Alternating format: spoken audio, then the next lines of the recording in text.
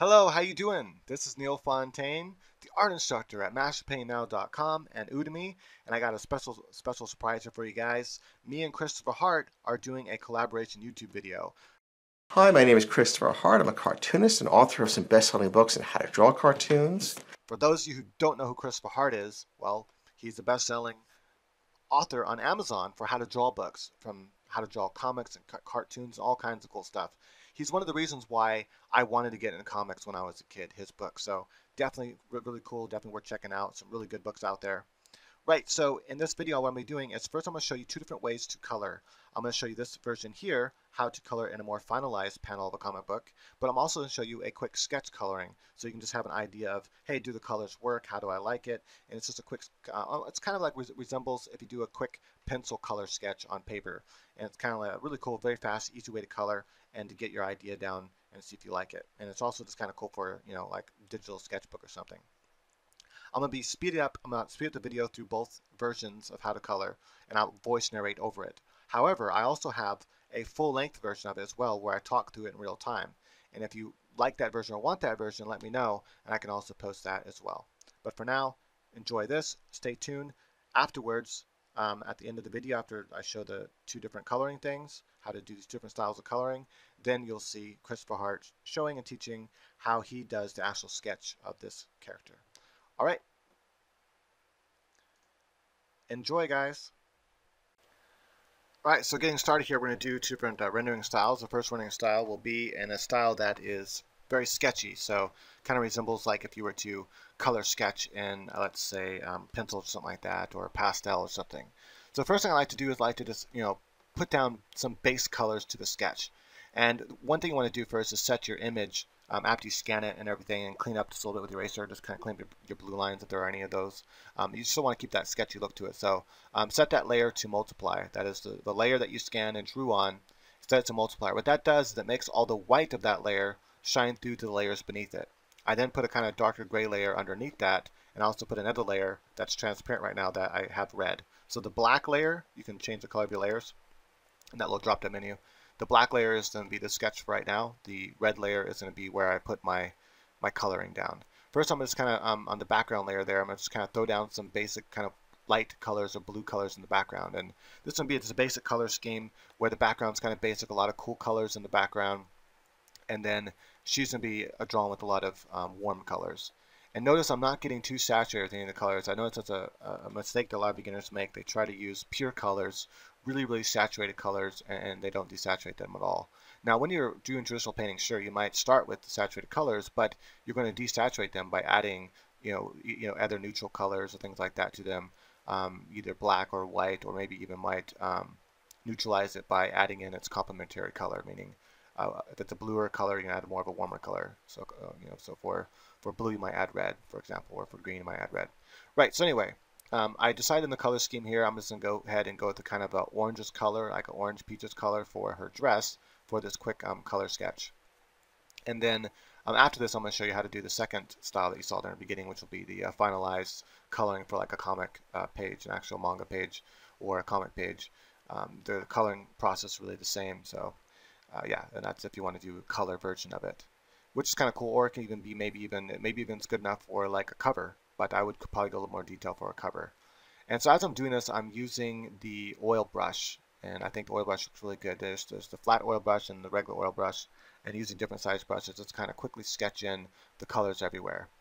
The point of the color sketch is to kind of look sketchy. You don't want to spend too much time on it and make your lines look all crisp and everything. It's just quickly adding in those colors there. Now for red, notice I'm not giving her too saturated of colors anywhere. I could go with a little bit more redder red, but I think this looks pretty cool and a little bit more of a realistic color. I decided to go with this kind of dark bluish color, which I kind of used in the final color of the painting, or coloring rather. But again, this is a color sketch. Now, what a really quick kind of technique you can do here is lay down the color of like steam or smoke, whatever, and then use under the blur tool there, use the finger push tool. It's very similar to the Photoshop tool. You maybe turn the opacity down on it a little bit to make it easier to work with if you want it to have more of a smooth kind of look to it. And it makes it look really cool. You can really make quick steam and stuff like that for color sketches and also for final renderings. In fact, I do the same thing in the final render. Next, you can make another layer. I set it to purple. the color on the actual layer to set to purple. I'm using kind of a blue color here and have the layer set to multiply. What this allows me to do is just quickly go ahead and add my shadows everywhere throughout my color sketch without actually destroying the color underneath. I'm going to turn the opacity down a little bit so it blends in with all the colors. And notice that when it goes over yellow or over orange or over red, it doesn't destroy those colors. It kind of blends into those colors. It's a really quick way to add in your shadows here. And then you can make another layer if you want to and mark it as yellow, and then add in some highlights to your sketch here. Just kind of make it, pop a little bit so the sketch isn't so just like two-dimensional. I mean, it already has some three-dimensionality with the shadow, but adding a few highlights to your sketch really makes it pop out. And that's all you would do for a color sketch. So it's a really easy way to kind of figure out, hey, is my color scheme working? Do I like the way it looks and all that kind of stuff? Or it could just be something you want to add to your portfolio. I really like doing color sketches. They're really fun. I like doing them both traditionally on paper with like pastels or chalks or even color pencils, Prismacolor, something like that. But if you want something that's more like for a finalized piece within your comic panel, within your comic book or manga, then definitely use more style like this. So I'm going to do is I'm going to go in and I'm going to ink it through all. Now again, if you want to hear the real-time version of this, I go in step by step. I talk about a lot more detail in the real-time version of what I'm doing and why I'm doing it, how I make some lines thicker and all that kind of stuff. Right, so one thing I do here is I show a little bit of texture here and there within my inking. That is to show the hair, how it kind of, a couple little spikes there kind of on the ear. It really makes it look cool. And then when I add the belt, I'm kind of make it where it wraps around the character. Again, this was a quick sketch. I can tell they had some kind of bow tie to her belt, but I left that off in the final version here. I'm adding just a little bit of texture to the tail, just a little bit of line work and some broken up lines and a little bit of spikes. It goes a long way to adding and have that feeling that the tail's alive and it has texture to it. Now, one thing that you'll notice is the hands are kind of wrong here. They're backwards. It's an easy mistake. I make it all the time in my sketches. And I had to think about it for a second because I remember doing something similar to this not long ago and I made the same mistake. Is if you face this way and hold your hands, in order for your hand to be palm up, the thumb would have to be turning away from us, the viewer. Otherwise, the palm would be face down and you wouldn't be holding a bowl with your palm face down, unless it was like on top of the bowl. So therefore, I flipped the hand around there. Just a couple little tweaks here and there to the hand, not too much. I don't want to go too much away from the style of simplicity, just kind of make it look a little more correct. I decided to make the ring finger to kind of just see the knuckle a little bit there, because mainly what you're going to see is just the pinky. And when I get into the face, make sure that when you draw the eyelashes and eyes in manga and oftentimes in comics, you'll just draw it right over the hair. So even though the hair is technically covering up that portion, you just still draw the whole entire thing. I kind of shift the highlights a little bit more to the left-hand side since that's the color scheme I'm going to go with, or the way I'm going to highlight this is where the light's coming more from the left-hand side. I use a much smaller brush to quickly ink in the flowers. I kind of stick to the same kind of shapes he has here. Don't really change it much because this is going to be part of a panel in a comic book. You don't want to spend too much time with the design of clothes. You really want to decide when you're designing a character whether or not you want all those designs. Now, I'm just showing you what it looks like with the color sketch underneath the inking. Now we're going to turn off all these layers and start with what's called flat.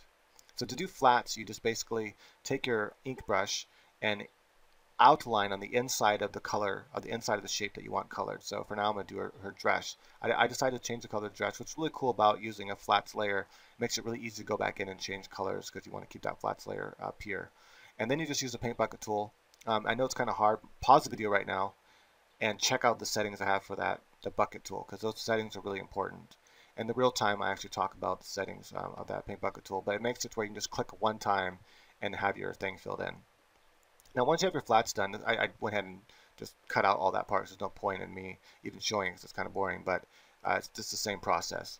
Now, once you have that done, you can actually use the magic wand tool on your flats layer and select any color you want since those colors are different, and then change the color quickly. So I went ahead and decided to change the dress to more of this kind of pink color, which I think complements the whole entire painting a little better than the other color did. It's a little different from the hair and everything like that. Makes the hair look more vibrant and poppy. I noticed I didn't choose a really vibrant pink. I used more of a desaturated pink, which makes the hair pop even more since the hair is already kind of desaturated. Next, I'm going to set another layer to multiply, or not multiply, this time to overlay. And I'm going to use this kind of blue color. And notice that it's not coming out blue because of the overlay feature there.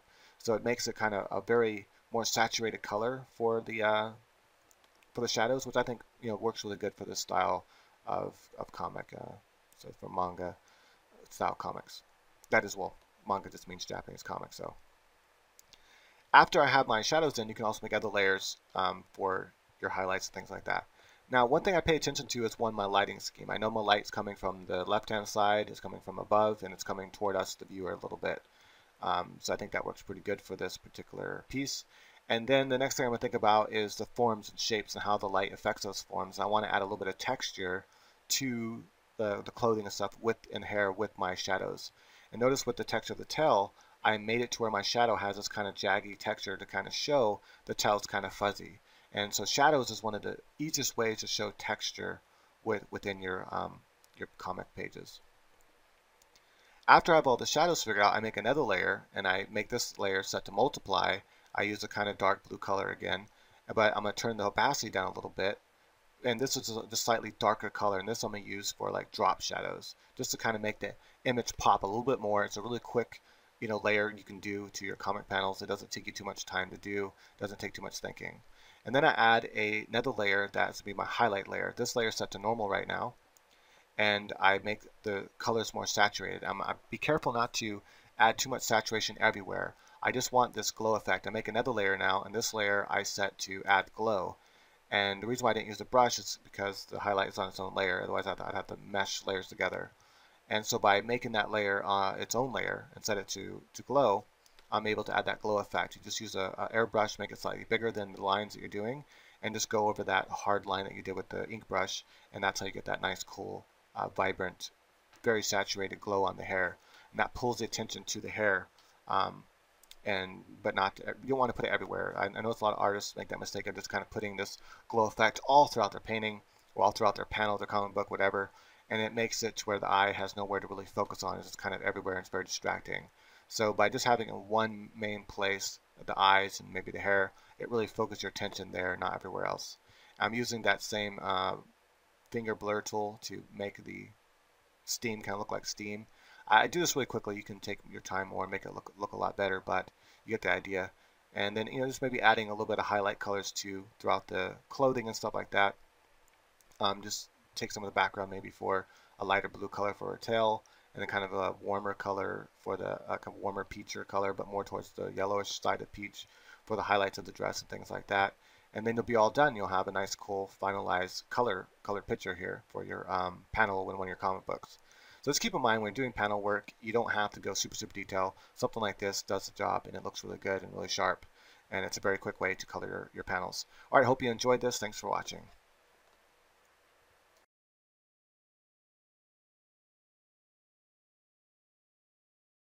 And today I'd like to show you how to draw a maid character, which is a very popular character in manga. Kind of a glamorous type of maid. And I'm going to show her here. Here's her elbow. And she's going to be holding a bowl of something. She's serving something here. Both arms out. Here's the back of the neck, and it goes into a curve for the upper back, small curve for the lower back. Here's a torso, and the hip area comes down at a different angle. Okay, let's draw the center line, the eye line. She's going to be looking back, so we're going to put the eye in the corner like so. High arched eyebrows. Subtle little smile, and we're going to bring the hair up in front. Now we're going to do all this over again in a black line. We're just getting our placement here. Okay, here we go. Now you could also turn her into a cat girl if you like, which I think is kind of fun, just by adding the ears, a little tail. Also a very popular character. Maid cat girls are very popular characters. So I think we're ready to use the black pencil and get started. First, just to give the feeling of the whole thing, I'm going to add the belt and the bow. Show that she's in that uniform, kind of identify her right away. I'm going to bring that shoulder up, that poofy shoulder, which is a little exaggerated, going into thinner arms. And bring this around here, the hips around. Kind of let the dress flow back, like so. Here is the tail. Doesn't have to be super complicated, just something easy like that would be fine. And make sure that we get a little bit of the curves, like that curve of the arm. They shouldn't be straight like stovepipes. Okay, here's the arm and the hand. The thumb, when it's holding something, the thumb is pushed forward over the fingers. And we'll bring a little bit of the shoulder on the other side too. Show a little bit of the stitching here. It adds to the look of the contour. Now let's go for the face and define the outline, gentle lines, not coming to a complete point at the chin, but slenderize it, like so. Just indicate the nose lightly, and a light little smile here. You don't even have to draw the entire back lip. It's kind of indicated, and the audience will fill that in. The viewer will fill it in subconsciously.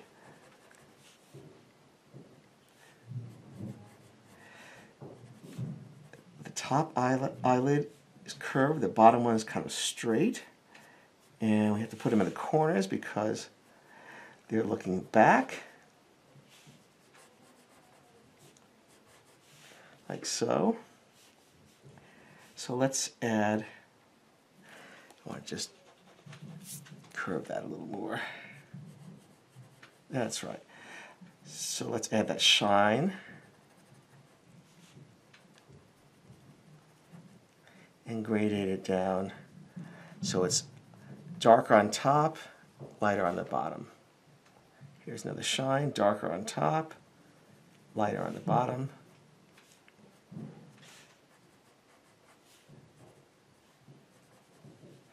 And we'll add some nice eyelashes. They should be feathering out. A couple little eyelashes down here. And I'll bring that hair down. It can be a little sketchy with this. A lot of hair. We're also going to bring a little eyelid crease over here.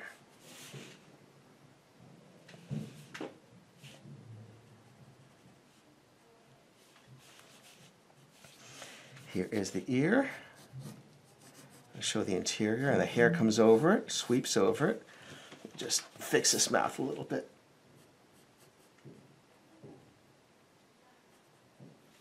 That's better. A little more of a smile. I'm going to shade in the interior. And make sure that hair sweeps down. But in front, you have some of these strands, kind of elegant here. They just go in front like that. We add a little shadow. And the bowl, let's not forget the bowl. Maybe it's a piping hot bowl of soup. So I'll have the steam coming off of it. And you could always add some patterns. Here's a flower pattern.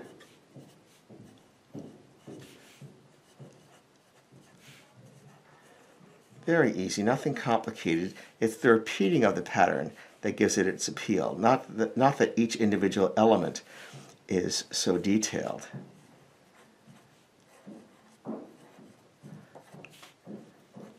Like so. Well, I hope you enjoyed that, and thank you for joining me. Please share this and subscribe to my channel. I'll see you next time. Bye-bye. I'm the author of many popular how-to-draw books on everything from cartooning to manga. I upload new videos each week, so please subscribe and enjoy.